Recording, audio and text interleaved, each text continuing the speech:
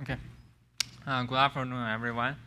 I'll be presenting our work, TZ-DATASHIELD. It's an automated data protection framework, and it's a joint work with Minkwon Park, Le Guanyin Zhang, and Chong Kei. Okay, let's dive in. Okay, microcontroller units or MCUs are used in critical domains such as healthcare, industrial automations, or autonomous driving vehicles.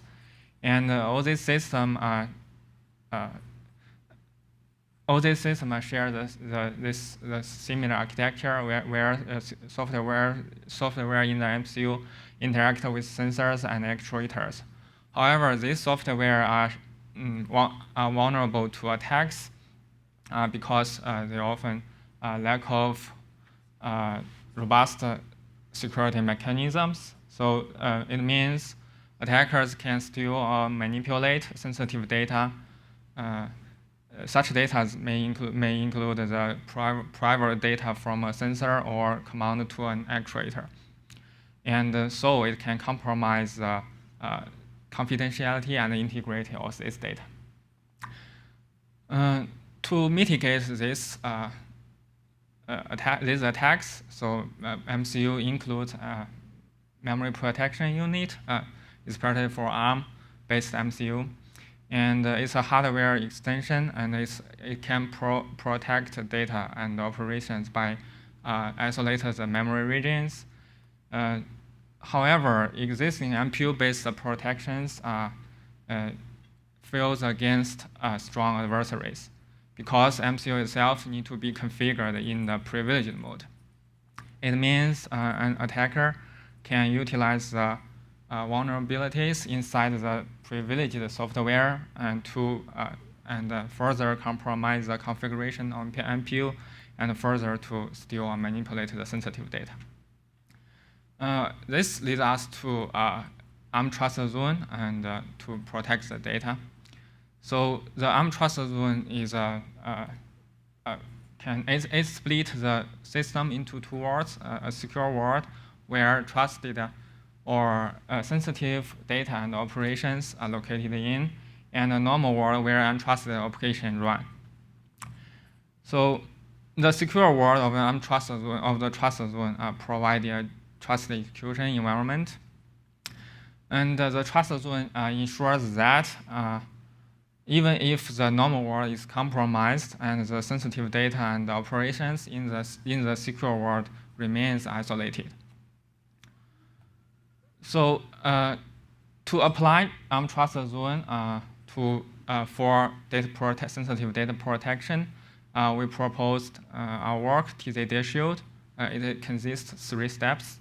So the first is code annotation. Developer need to annotate data objects, sensitive data objects, and then it will perform a static analysis to find to determine which part of code and data should be isolated, and then the instrumentation, security checks will be inserted before sensitive operations. During runtime, the security monitor is responsible for isolate the sensitive resources properly. During designing TZ-DATASHIELD, we identified 3 fundamental challenges. The first one is existing compartmentalization approaches are either too coarse or fine-grained for data protection, and the original trust zone doesn't provide intra-T isolation, and the shared data between compartments need to be protected properly. So let's see the challenge 1 first. So for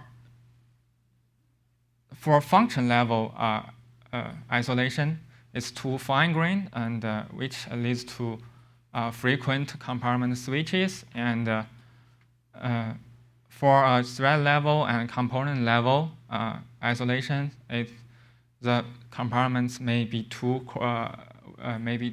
coarse, and it the attacker may exploit vulnerabilities inside the compartment to expose the sensitive data to expose the sensitive data. All these existing approaches are not designed for data protection. So we propose our solution is a sensitive data flow-based compartmentalization or SDF-based compartmentalization approach.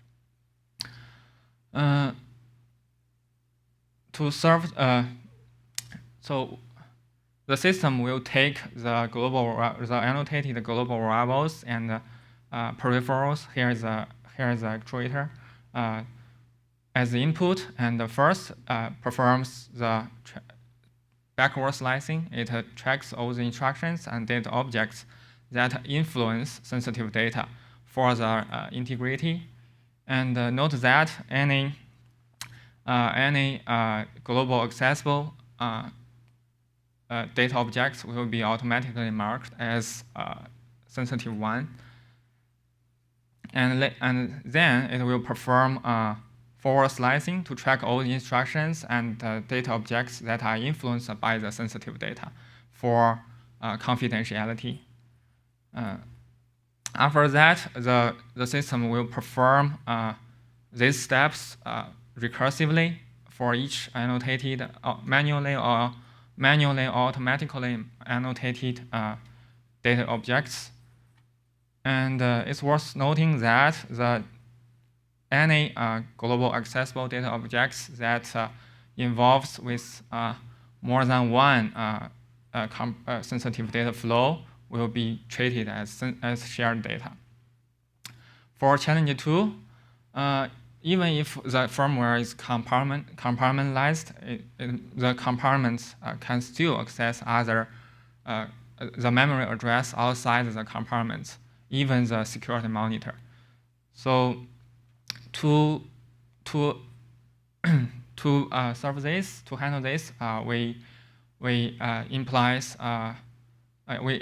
employ software fault isolation, which insert the security checks before indirect control transfer and indirect memory accesses. So these are done during compile time, and it was enforced by the security monitor during runtime. So for the so compartments need to share data with each other because, for example, compartment 1 is responsible for reading the sensor data, while compartment 2 is responsible for writing a command to the actuator based according to the data read from the sensor. So in this case, the shared compartment 1 and compartment 2 need to share data. This data should be protected properly, or the adversary may exploit the vulnerability inside one compartment to propagate its influence to another compartment. So it means the isolation is broken. Our solution is to apply control flow and data flow integrity. So similarly, the security checks for control flow and data flow integrity is inserted during compile time, and it was also enforced by the security monitor during runtime.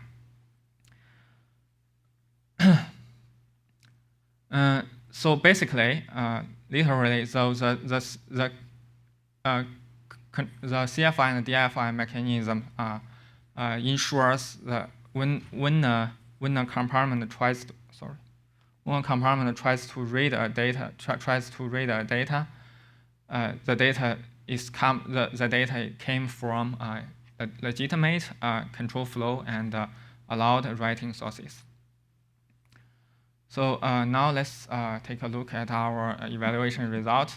So we implement a prototype on this development board, and we evaluated 12 different bare metal and RTOS applications, and it involves these different peripherals and different workloads.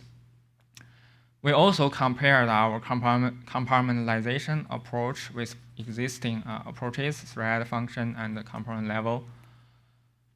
So first, let's take a look at the security evaluation. So all these numbers are normalized to a baseline, which is original firmware without any isolation.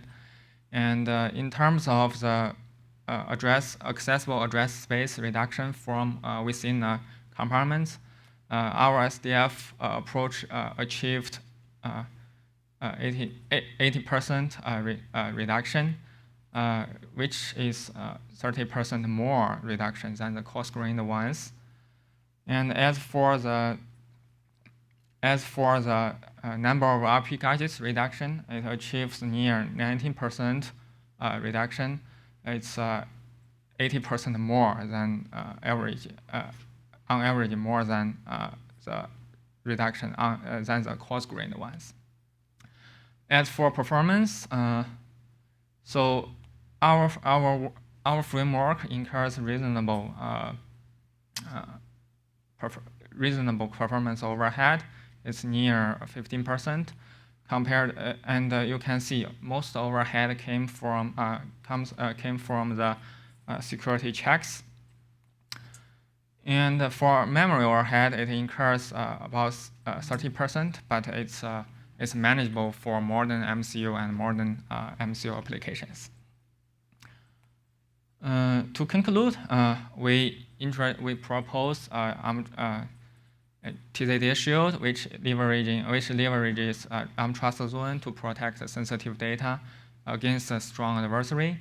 And TZ-DATASHIELD, during implementing TZ-DATASHIELD, we identified three fundamental challenges. First is compartmentalization granularity, and then the intra-T isolation, and the last, the protection for the shared data and the peripherals. So it incurs a reasonable overhead, including memory and performance overhead, while it gains a good security. It guarantees a good security gain. So basically, the result shows that our framework achieves a good balance between the security and performance. So the code and artifacts are available online, and you can. And thanks for listening. I'm happy to take any questions.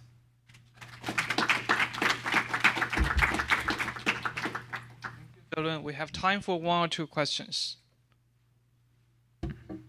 Okay, while the audience is preparing the question, I have one myself. So some data might come from the I/O device, like even DMA'd into the memory. Those are unstructured data. How will your work incorporate those? So I/O devices here are peripheral. So basically, for an MCU system, the I/O data is actually from peripheral. So it's I just mentioned. So it's not unstructured. It will be stored in variables or an array. So when they're being stored. Yes. So if it's an array, it will be there will be a pointer. So we can also treat it as sensitive data. I see. Thank you. Any other questions? All right, let's give Zhelun another round of applause.